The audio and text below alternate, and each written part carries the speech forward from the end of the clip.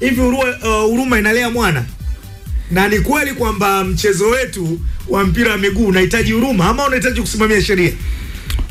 Kitu ambacho kanuni au busara kitu ambacho naweza nikazungumza kwa sababu tumesikia mengi sana toka sakata hili limekwisha kuanza. Majuma kadhaa yaliyopita dabi haikuweza kufanyika kutokana na sababu mbalimbali, lakini tukamsikia Wallace Karia, kiongozi wa juu kabisa katika soka kwa maana ya rais wa TFF, lakini pia siku ya jana tulipata nafasi kumsikia mwenyekiti wa bodi ya ligi mzee Steven Mguto. Kile ambacho alikizungumza, akazungumza vitu vingi sana, ingawa kuna baadhi ya vipande ambao vinakatwa unaweza kwa kusikiliza, lakini kwa mimi binafsi nilipata nafasi ya kusikiliza interview nzima jinsi ambavyo alizungumza. Hilo swali ambalo umeliuliza nafikiri lipo ndani ya kile ambacho alikizungumza.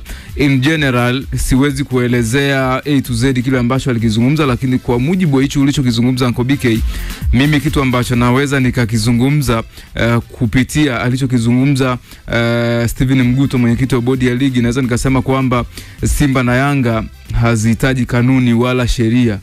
Isipokuwa Simba na Yanga zinahitaji matatizo yao yale makubwa yanayozihusisha timu hizo mbili yanapaswa kutatuliwa kwa busara na hekima. Ukitaka kutumia kanuni na sheria, maana yake hauwezi kufika pale unapotakiwa kufika. Kwa hiyo itoshe tu kusema Simba na Yanga kwenye matatizo yao wanapaswa kuyaamua kupitia busara na kanuni. Huko nyuma tuna mifano kadhaa. Ilishawahi kutokea Yanga akagomea mchezo dhidi ya Simba na Yanga kwa mujibu wa kanuni Yanga alifungiwa kushiriki ile michuano takriban miaka 2, lakini bungeni hali ilikuwa ni nyingine. Joto lilikuwa ni kubwa sana bungeni, kitu ambacho rais wa TFF wakati huo ikabidi arejeshe Yanga katika njia ambayo ni ya kimashindano. Lakini pia tunafahamu ni juzi tu hapa 2021 ile dabi ya Simba na Yanga ambao mchezo uliahirishwa, Simba alikuwa mwenyeji, mchezo badala ya saa 11 ukapelekwa saa 1. Nimemsikia mzee Steven Mguto anasema kama kulikuwa na harufu ya alama 3 basi ni kwenye mchezo ule Simba walipaswa kupewa alama 3. Lakini kila walikuwa wakikaa vikao wakachungulia kanuni, wanagundua kwamba hapa Yanga anakutana na nyundo. Kila wakichungulia wanakutana Yanga anakutana na nyundo. Wakasema tukaachana na kanuni, tukaenda kwenye busara na hekima, tukaupangia mchezo, tukaahirisha mchezo, tukaupangia siku nyingine, kikapigwa. Yanga wako ligi kuu, Simba wako ligi kuu. Na kuna nyakati Simba halikadhalika walikula goli 5 kama sio 6 dhidi ya CDA. Dhidi ya CDA walikula kama sio goli 5 6. Wakati huo bado ligi ilikuwa inaendelea. Kilichofanya dirisha la usajili lilikuwa limefungwa kwa sababu Simba ilikuwa na wachezaji ambao ni wabovu, si wazuri. Dirisha lilikuwa limefungwa, lakini Simba walifunguliwa dirisha lao tu wenyewe peke yao la usajili. Wakafanya usajili wao tu kama wao.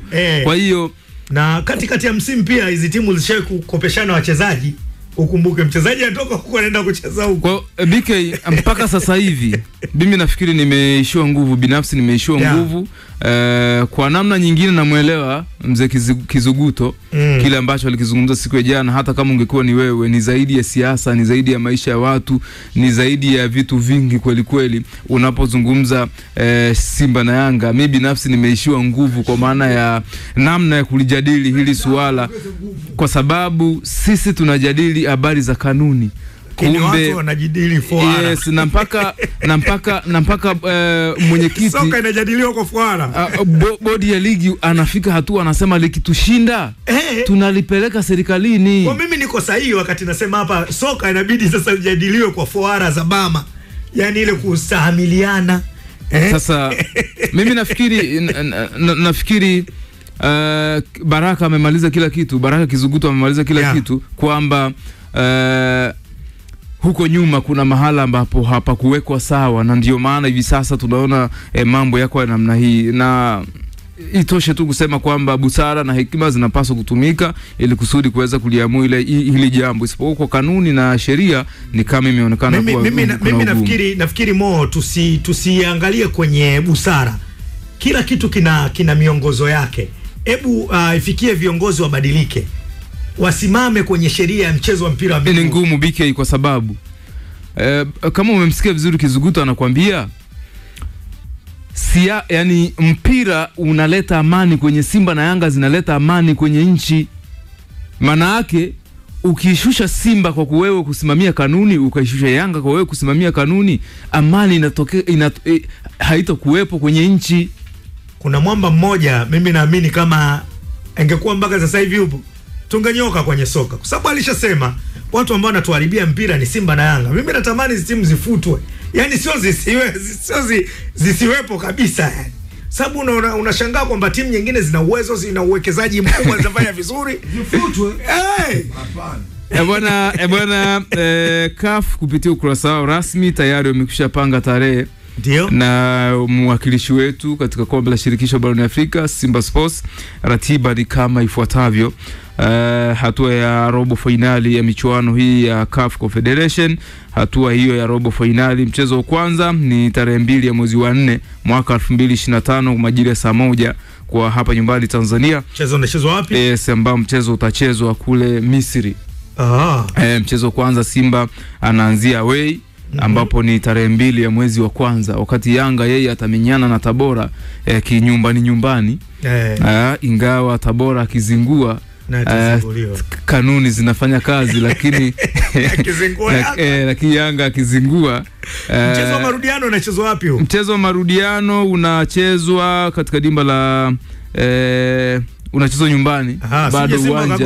Bado uwanja sio akasema atucheze kwa sababu atucheze Taifa Kagomea, lazima tujue unachezwa wapi huo mchezo wa marudio.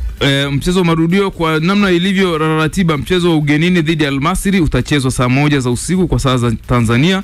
Itakuwa ni tarehe 2 2025 na marudiano itakuwa ni saa 10 za jioni kwa saa za Tanzania, Aprili 9 2021. Mpaka uwanja uko vizuri mpaka sasa hivi. Nimetazama hapa sijaona kama wameainisha uwanja Benjamin Mkapa kwa sababu ni mpaka uje ukaguliwe. Wasiwasi wangu mimi ni Simba sije wakasema kwa sababu mechi ni ya kwetu takiwa tucheze nyumbani na tunapelekwa sasa sijui wapi huko. Hatuwezi. Wanajua kwamba uwanja umefungiwa na kwa March 14 shirikisho la mpira wa miguu nchini Tanzania TFF likiongozwa na rais makini kabisa Wallace Karia walitakwa na shirikisho la mpira barani Afrika CAF walipaswa kutuma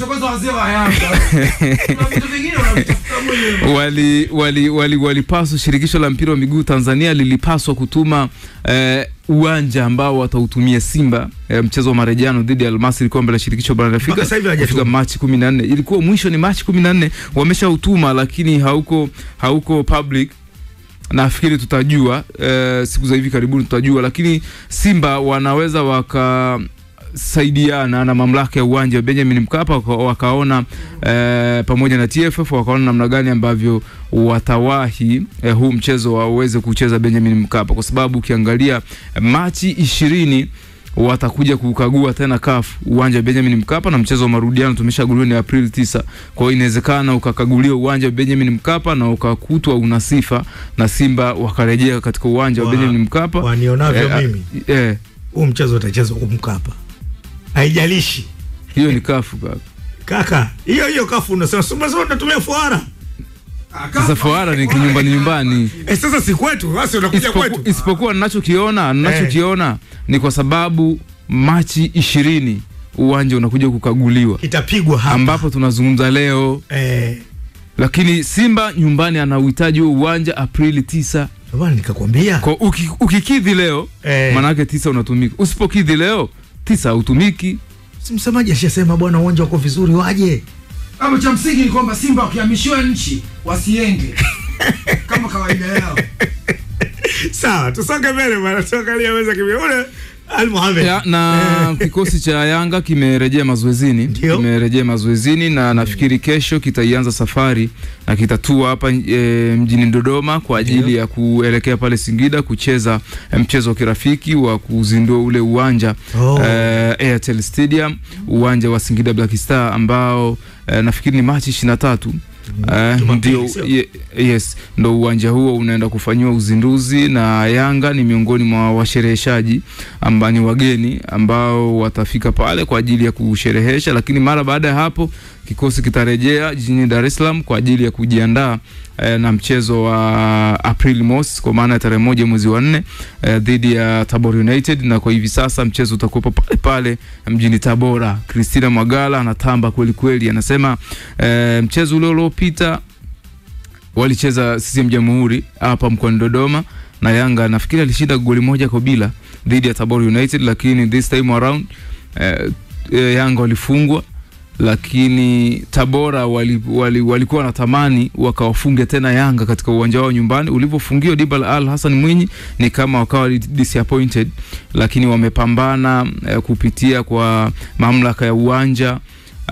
Mpaka hivi sasa uwanja uko vizuri, na wiki iliyopita mwanzoni mwa wiki nafikiri uwanja ulikuwa tayari umeshafunguliwa. Kwa hiyo Yanga watalazimika kusafiri mpaka pale Tabora kwa ajili ya kwenda kucheza mchezo huo, na naamini tumbi utakuwa ni miongoni mwa michezo migumu zaidi, isipokuwa uwiano wa inawezekana timu ya Tabora iko vizuri katika maeneo tofauti, lakini eneo la wao kuruhusu kufungwa wana hasi moja ya goli mpaka hivi sasa, kwa maana wamefunga magoli 27, wamefungwa magoli 28, kwa maana kwenye ule mtaji wa magoli wao wanadaiwa goli moja. Sasa kama eneo lao la ulinzi limeweza kuruhusu magoli 28, alafu unaenda kucheza na safu ya ushambuliaji ambayo kwa kiasi kikubwa nafikiri Dube ana magoli 10, Clement Mzize ana magoli 10, Pako Mzuzwa ana goli za kutosha, Stefani Aziziki anazo goli na assist za kutosha.